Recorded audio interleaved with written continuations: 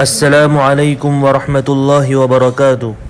روزانہ فضائل اعمال کی 10 منٹ تعلیم سننے کے لیے ہماری اس چینل کو سبسکرائب کریں اور گھنٹی کا بٹن دبانا بالکل بھی نہ بھولیے۔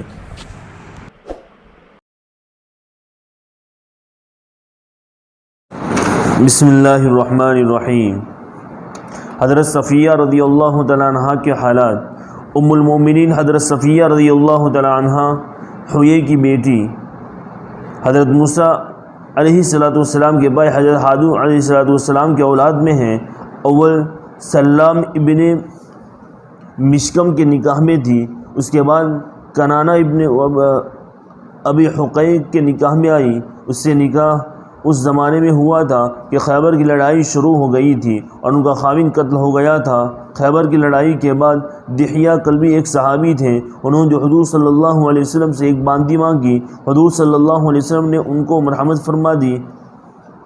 چونکہ مدینہ میں بھی دو قبیلے قریظہ اور نذیر آباد تھے اور یہ سردار کی بیٹی تھی، اس لیے لوگوں نے عرض کیا کہ یہ بات بہت سے لوگوں کو ناگوار ہوگی۔ صفیہ کو اگر حضور صلی اللہ علیہ وسلم اپنے نکاح میں لے لے تو بہت سے لوگوں کی دلداری ہے، اس لیے حضور صلی اللہ علیہ وسلم نے دحیہ رضی اللہ عنہ کو خاطر خواہ عوض دے کر ان کو لے لیا اور ان کو آزاد فرما کر نکاح کر لیا، اور خیبر سے واپسی میں ایک منزل پر ان کی رخصتی ہوئی۔ صبح کو حضور صلی اللہ علیہ وسلم نے ارشاد فرمایا کہ جس کے پاس جو چیز کھانے کی ہو وہ لے آئے۔ صحابہ کرام کے پاس متفرق چیزیں کھجور، پنیر، گھی وغیرہ جو تھا وہ لے آئے۔ ایک چمڑے کا دسترخوان بچھا دیا اور اس پر وہ سب کچھ ڈال دیا اور سب نے شریک ہو کر کھا لیا، یہی ولیمہ تھا۔ بعض روایات میں ہے کہ حضور صلی اللہ علیہ وسلم نے ان کو اختیار دے دیا تھا کہ اگر تم اپنے قوم اور اپنے ملک میں رہنا چاہو تو آزاد ہو، چلی جاؤ، اور میرے پاس میرے نکاح میں رہنا چاہو تو رہو۔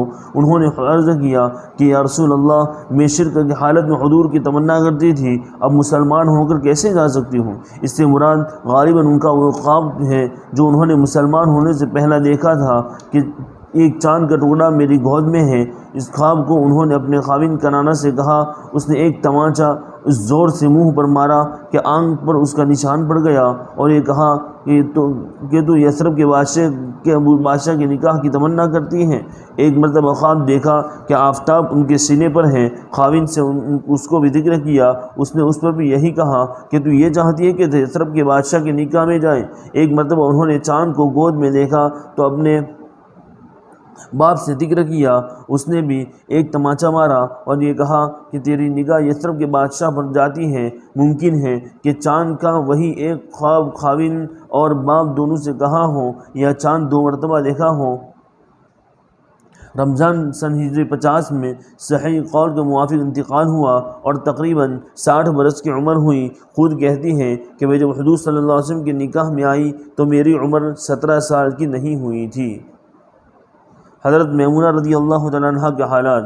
ام المؤمنین حضرت میمونہ رضی اللہ تعالیٰ عنہ حارث ابن حسن کی بیٹی، ان کا اصل نام برہ تھا، حضور صلی اللہ علیہ وسلم نے بدل کر میمونہ رکھا۔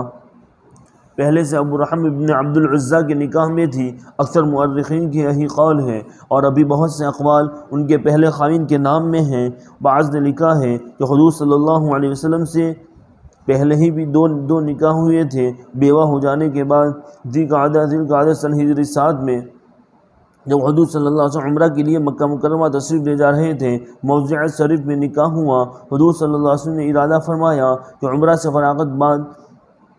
فراغت کے بعد مکہ میں رخصتی ہو جائے، مگر مکہ والوں نے قیام کی اجازت نہ دی، اس لیے واپسی میں شریف ہی میں رخصتی ہوئی اور مکہ میں شریف میں رخصتی ہوئی اور شریف ہی میں خاص اسی جگہ جہاں رخصتی کا خیمہ تھا سن ہجری 51 میں صحیح قول کے موافق انتقال ہوا، اور بعد میں سن ہجری 61 میں لکھا ہے اس وقت ان کی عمر 81 برس کی تھی، 81 برس کی تھی، اور اسی جگہ قبر بنی۔ یہ بھی عبرت کا مقام ہے اور تاریخ کا وجوہ ہے کہ ایک سفر میں وہاں نکاح ہوا اور دوسرے سفر میں وہاں رخصتی اور عرصے کے بعد اسی جگہ قبر بنی۔ عائشہ صدیقہ رضی اللہ تعالیٰ عنہ فرماتی ہیں کہ میمونہ رضی اللہ تعالیٰ عنہ ہم سب میں زیادہ متقی اور سیمہ رحمی کرنے والی تھی۔ یزید بن معصم رحمۃ اللہ علیہ کہتے ہیں کہ ان کا مشغلہ ہر وقت نماز تھا یا گھر کا کام، اگر دونوں سے فراغت ہوتی تو مسواک کرتی رہتی تھی، جن عورتوں کے نکاح پر محدثین اور مورخین کا اتفاق ہے ان میں حضرت میمونہ رضی اللہ تعالیٰ عنہ کا نکاح سب سے آخری نکاح ہے۔ ان کی درمیانی ترتیب میں البتہ اختلاف ہے، جس کی وجہ سے ان نکاحوں کی تاریخ کا اختلاف ہے۔ جیسا کہ مختصر طور پر معلوم ہوا، ان 11 بیویوں میں سے 2 کا وصال حضور صلی اللہ علیہ وسلم کے سامنے ہو چکا تھا، حضرت خدیجہ رضی اللہ تعالیٰ عنہ کا اور حضرت زینب بنت خزیمہ رضی اللہ تعالیٰ عنہ کا۔ باقی 9 بیویاں حضور صلی اللہ علیہ وسلم کے وصال کے وقت موجود تھیں۔ ان کے علاوہ اور بھی بعض نکاح بعض محدثین اور مورخین نے لکھے ہیں جن کے ہونے میں اختلاف ہے، اس سے انہیں بیویوں کا ذکر لکھا ہے جن پر اتفاق ہے۔ معلومات: حضور صلی اللہ علیہ وسلم کی اولاد، اتنی دیر جو ذکر چل رہا تھا وہ حضور صلی اللہ علیہ وسلم کی بیویوں کا، جو آج بھی چلا اور کل بھی چلتا تھا، کل کے سبق میں بھی تھا، اور اب جو ہے وہ حضور صلی اللہ علیہ وسلم کی اولاد، مطلب کس سے ہوئی، کتنے سال جو ہے ان کی عمر کتنی رہی، یہ سب بتائیں گے۔ مؤرخین اور محدثین کا اس پر اتفاق ہے کہ آپ صلی اللہ علیہ وسلم کی 4 لڑکیاں ہوئیں، اور اکثر کی تحقیق یہ ہے کہ ان میں سب سے بڑی حضرت زینب رضی اللہ تعالیٰ عنہ ہیں، پھر حضرت رقیہ، پھر حضرت ام کلثوم، پھر حضرت سیدہ فاطمہ رضی اللہ تعالیٰ عنہ۔ لڑکوں میں البتہ بہت اختلاف ہے، جس کی وجہ یہ ہے کہ یہ سب حضرات بچپن ہی میں انتقال فرما گئے تھے، اور اب عرب میں اس زمانے میں تاریخ کا اہتمام کچھ ایسا نہ تھا۔ صحابہ کرام جیسے جانثار بھی اس وقت تک کثرت سے نہیں ہوئے تھے جو ہر بات پوری محفوظ رہتی۔ اکثر کی تحقیق یہ ہے کہ 3 لڑکے حضرت قاسم، حضرت عبداللہ، حضرت ابراہیم ہوئے۔ بعضوں نے کہا کہ چوتھے صاحبزادے حضرت طیب رضی اللہ تعالیٰ عنہ اور 5واں حضرت طاہر تھے، اس طرح 5 ہوئے۔ بعض کہتے ہیں کہ طیب اور طاہر دونوں ایک ہی صاحبزادے کے نام ہیں، اس طرح 4 ہوئے، اور بعض نے کہا کہ عبداللہ ہی کا نام طیب اور طاہر تھا، اسی طرح 3 ہی لڑکے ہوئے، اور بعضوں نے 2 لڑکے اور بھی بتائے، مطیب اور مطہر، اور لکھا ہے کہ طیب اور مطیب رضی اللہ تعالیٰ عنہ ایک ساتھ پیدا ہوئے، اور طاہر اور مطہر ایک ساتھ پیدا ہوئے، اس طرح 7 لڑکے ہوئے۔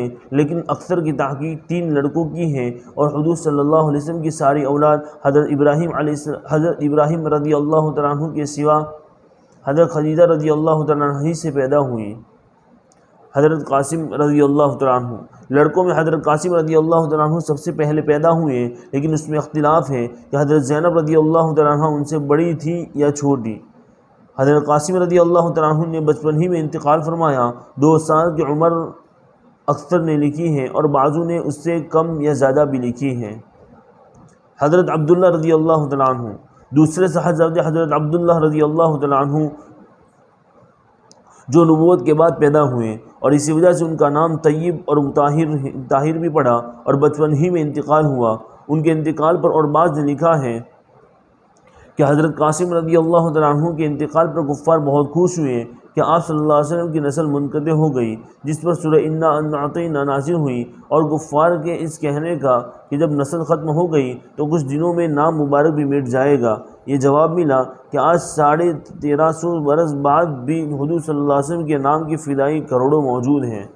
حضرت ابراہیم رضی اللہ تعالیٰ عنہ، تیسرے صاحبزادے حضرت ابراہیم رضی اللہ تعالیٰ عنہ تھے، جو ہجرت کے بعد مدینہ طیبہ میں اتفاق ذی الحجہ سن ہجری 8 میں پیدا ہوئے۔ یہ حضور صلی اللہ علیہ وسلم کی باندی حضرت ماریہ رضی اللہ تعالیٰ عنہ کے پیٹ سے پیدا ہوئے، اور حضور صلی اللہ علیہ وسلم کی سب سے آخری اولاد ہیں۔ حضور صلی اللہ علیہ وسلم نے 7ویں دن ان کا عقیقہ کیا، اور 2 مینڈھے ذبح کیے، اور بالوں کے برابر چاندی صدقہ فرمائی، اور بالوں کو دفن کرایا، اور ابو ہند بیاضی رضی اللہ تعالیٰ عنہ نے سر کے بال اتارے۔ حضور صلی اللہ علیہ وسلم نے ارشاد فرمایا کہ میں نے اپنے باپ حضرت ابراہیم علیہ السلام کے نام پر نام رکھا ہے، اور 16 مہینے کی عمر میں ان صاحبزادہ نے بھی 10 ربیع الاول سن ہجری 10 میں انتقال فرمایا۔ بعضوں نے 18 مہینے کی عمر بتلائی ہے۔ حضور صلی اللہ علیہ وسلم کا ارشاد ہے کہ ابراہیم کے لیے جنت میں دودھ پلانے والی تجویز ہو گئی۔ والسلام علیکم ورحمۃ اللہ وبرکاتہ۔